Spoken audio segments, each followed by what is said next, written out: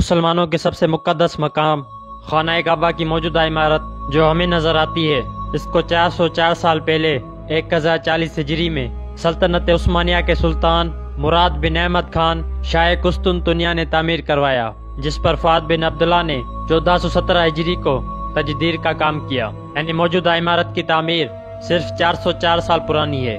میرے پیارے دوستوں، اب سوال یہ ہے کہ اس سے پہلے والی عمارت کس نے اور کب بنائی؟ خانہ کعبہ کو سب سے پہلے کس نے تعمیر کیا اور پہلا حج کس نے ادا کیا؟ جب بیت اللہ موجود نہیں تھا تو اس کی جگہ پر پہلے کیا تھا؟ کون سے نبی نے کس طرح خانہ کعبہ کو تعمیر کیا؟ کیا یہ درست ہے کہ سب سے پہلے خانہ کعبہ کو اللہ تعالیٰ نے پیدا کیا؟ اگر یہ درست ہے تو کیا کسی قرآنی آیت یا حدیث سے یہ ثابت ہے؟ ہم سب نے یہ تو سن رکھا ہے کہ حضرت ابراہیم علیہ السلام نے خانہ کعبہ کی تعمیر کی، لیکن آپ کو یہ جان کر حیرانگی ہوگی کہ یہ تعمیر پہلی دفعہ نہ تھی، یعنی خانہ کعبہ اس سے پہلے بھی موجود رہا ہے۔ میرے پیارے دوستوں، امام محمد بغوی رحمۃ اللہ تعالیٰ علیہ نے اپنے مشہور زمانہ تسلیم تفسیر خوازن میں لکھتے ہیں کہ خانہ کعبہ کی سب سے پہلے تعمیر فرشتوں نے کی، جو کہ حضرت آدم علیہ السلام کی تخلیق سے بھی 2000 سال پہلے تھی۔ یہ بالکل اسی جگہ تھی جہاں موجودہ بیت اللہ شریف موجود ہے۔ تفسیر قرطبی میں امام شمس الدین رحمۃ اللہ تعالیٰ علیہ فرماتے ہیں کہ جب فرشتوں نے کہا، اے اللہ تبارک و تعالیٰ، انسان تو زمین میں فساد پھیلائے گا، جس پر اللہ تبارک و تعالیٰ نے یوں ارشاد فرمایا، جو کچھ میں جانتا ہوں وہ تم نہیں جانتے، کہ بس فرشتوں نے یہ جان لیا کہ اللہ تبارک و تعالیٰ ہم سے ناراض ہو گیا ہے۔ چنانچہ ان سب نے گول چکروں میں طواف کرنا شروع کر دیا اور ساتھ اللہ تبارک و تعالیٰ کی تسبیح اونچی آواز میں کرنے لگے، تو اللہ تبارک و تعالیٰ نے ان پر رحم فرمایا اور اسی جگہ جہاں انہوں نے چکر لگائے اپنے عرش کے نیچے زبرجد کے 4 ستونوں پر ایک گھر تعمیر فرما دیا، جو بیت المعمور کے نام سے مشہور ہوا۔ سورہ طور کے آیت نمبر 49 میں اللہ تبارک و تعالیٰ نے بیت المعمور کا ذکر فرمایا ہے۔ بیت المعمور 7 آسمان میں عرش کے سامنے کعبہ شریف کے بالکل اوپر ہے۔ آسمانوں میں اس کی حرمت ایسی ہی ہے جیسے زمین میں کعبہ معظمہ کی حرمت ہے۔ یہ آسمان والوں کا قبلہ ہے۔ ہر روز 70,000 فرشتے اس میں طواف و نماز کے لیے حاضر ہوتے ہیں اور پھر کبھی انہیں واپس یہاں آنے کا موقع نہیں ملتا۔ اس کے بعد اللہ تبارک و تعالیٰ نے فرشتوں کو حکم دیا کہ زمین پر بھی اس بیت المقدس کی مانند میرا گھر بناؤ، تاکہ جس طرح فرشتے بیت المعمور کا طواف کرتے ہیں اسی طرح زمین پر میرے بندے اس گھر کا طواف کریں۔ چنانچہ حکم الہی کی تعمیل میں فرشتوں نے بیت اللہ شریف کی تعمیر کی اور اس کا طواف شروع کیا، اور فرشتوں نے ہی اس کا سب سے پہلے حج بھی کیا تھا۔ یہ تھی مکہ معظمہ میں خانہ کعبہ کی سب سے پہلی تعمیر، جو کہ جنات اور فرشتوں کی لڑائی میں متصل ہوئی۔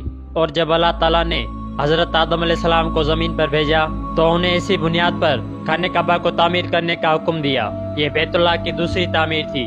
چنانچہ حضرت جبریل علیہ السلام نے ان بنیادوں کی نشاندہی کی اور حضرت آدم علیہ السلام نے بیت اللہ تعمیر کیا، اور پھر اللہ تبارک و تعالیٰ نے حضرت آدم علیہ السلام کو طواف کا حکم دیا اور ساتھ یہ فرمایا، آپ پہلے انسان ہیں اور یہ پہلا گھر ہے۔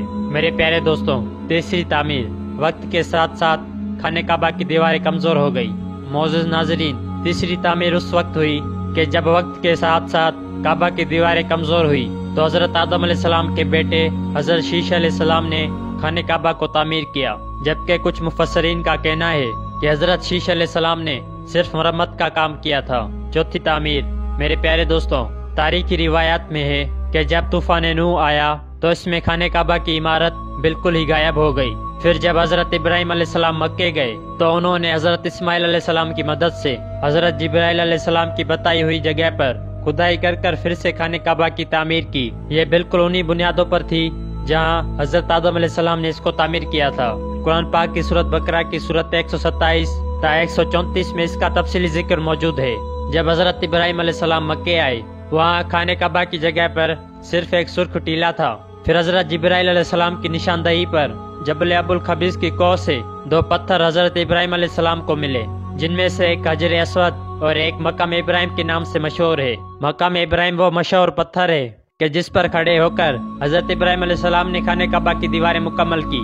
جیسے جیسے دیواریں بلند ہوتی گئی، یہ پتھر بھی ہوا میں بلند ہوتا رہا۔ رسول اکرم صلی اللہ علیہ وسلم نے ارشاد فرمایا، جس کا مفہوم یہ ہے کہ حجر اسود جب جنت سے اترا تو دودھ سے بھی زیادہ سفید تھا، اور پھر انسانوں کی گناہوں نے اسے سیاہ کر دیا۔ ایک اور حدیث میں آتا ہے کہ نبی اکرم صلی اللہ علیہ وسلم نے ارشاد فرمایا کہ حجر اسود اور مقام ابراہیم جنت کے یاقوتوں میں سے 2 یاقوت ہیں۔ اللہ تبارک و تعالیٰ نے ان کے نور کی روشنی بجھا دی، اور اگر اللہ تبارک و تعالیٰ اسے نہ بجھاتا تو یہ مشرق سے مغرب تک سب کو روشن کر دیتے۔ رسول اکرم صلی اللہ علیہ وسلم سے جب پوچھا گیا کہ بیت اللہ کی جگہ پر پہلے کیا تھا، تو آپ صلی اللہ علیہ وسلم نے ارشاد فرمایا کہ بیت اللہ حضرت آدم علیہ السلام کے زمانے سے ہے۔ ناظرین گرامی، خانہ کعبہ کی عمارت کی 5ویں تعمیر قومی عمالقہ نے بنیادیں کمزور ہونے کی وجہ سے کی، جبکہ 6ٹھی تعمیر قبیلہ جرم کے سردار حرس بن مداد عسکر نے کی۔ بیت اللہ کی 7ویں تعمیر نبی آخر الزماں فخر دو جہاں حضرت محمد مصطفیٰ صلی اللہ علیہ وسلم کے پاک نسب میں سے ان کے ایک بزرگ قصہ بن کلاب نے کی۔ یہ خانہ کعبہ کی آخری 9 تعمیر تھی۔ انہوں نے اپنے زمانے کی سب سے بے مثال اور پختہ عمارت تعمیر کی۔ میرے پیارے دوستوں، اس کے بعد جب قبیلہ قریش بیت اللہ کے متولی تھے تو ایک دفعہ بہت زیادہ سیلاب آیا، جس سے بیت اللہ کی بنیادوں کو بہت نقصان ہوا۔ اس وجہ سے متفقہ طور پر اس کو منہدم کر کے دوبارہ تعمیر کیا گیا، اور یہ بیت اللہ شریف کی 8ویں تعمیر تھی۔ ناظرین گرامی، یہی وہ مشہور تعمیر تھی کہ جس میں محبوب رب کائنات حضرت محمد مصطفیٰ صلی اللہ علیہ وسلم نے بھی شرکت فرمائی۔ اس تعمیر میں سرمایہ کی کمی کی وجہ سے حدیم کو شامل نہیں کیا گیا تھا۔ 9ویں تعمیر یزیدی فوج کی سنگ باری سے جب خانہ کعبہ کی دیواریں شکستہ ہو گئی تو حضرت عبداللہ بن زبیر رضی اللہ تعالیٰ عنہ نے حدیم، جو کہ قریش کی تعمیر میں شامل نہ کیا گیا تھا، اس کو شامل کر بنیاد ابراہیمی پر اس کو دوبارہ تعمیر کیا۔ میرے پیارے دوستو، خانہ کعبہ کی 10ویں تعمیر عبد الملک بن مروان کے نائب حجاج بن یوسف، جو کہ ایک ظالم حکمران تھا، اس نے 74 ہجری میں پھر سے خانہ کعبہ کو قریش والی تعمیر کے مطابق دوبارہ سے تعمیر کر دیا، اور جب خلیفہ ہارون رشید مسند پر بیٹھا تو اس نے خانہ کعبہ کو منہدم کرنے کا فیصلہ کیا، اور حضرت عبداللہ بن زبیر رضی اللہ تعالیٰ عنہ کی تعمیر کے مطابق اس کو دوبارہ سے تعمیر کرنا چاہا، لیکن اس وقت کے امام ابو یوسف رضی اللہ تعالیٰ عنہ نے یہ کہہ کر اسے روک دیا کہ اگر یہی طریقہ رہا تو پھر ہر آنے والا حکمران اپنی شہرت کے لیے خانہ کعبہ کو گرا کر تعمیر کرتا رہے گا، اور لوگوں کے دلوں سے اس گھر کی عظمت کم ہو جائے گی۔ پھر 1040 ہجری میں سلطنت عثمانیہ کے سلطان مراد بن احمد خان شاہ قسطنطنیہ نے حجر اسود والے رکن کے علاوہ ساری عمارت کو بنیاد ابن امی پر تعمیر کیا۔ یہی وہ تعمیر تھی جس میں خانہ کعبہ پر پہلی بار غلاف یا پردہ ڈالا گیا، جس پر کلمہ طیبہ بھی لکھا گیا تھا۔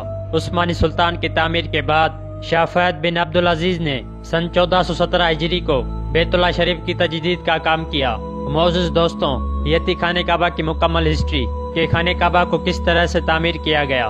اللہ تبارک و تعالیٰ سے دعا ہے کہ اللہ تبارک و تعالیٰ ہم سب کو اپنے گھر کی زیارت نصیب فرمائے، اور ہمیں بار بار حج کی سعادت نصیب فرمائے۔ آمین یا رب العالمین۔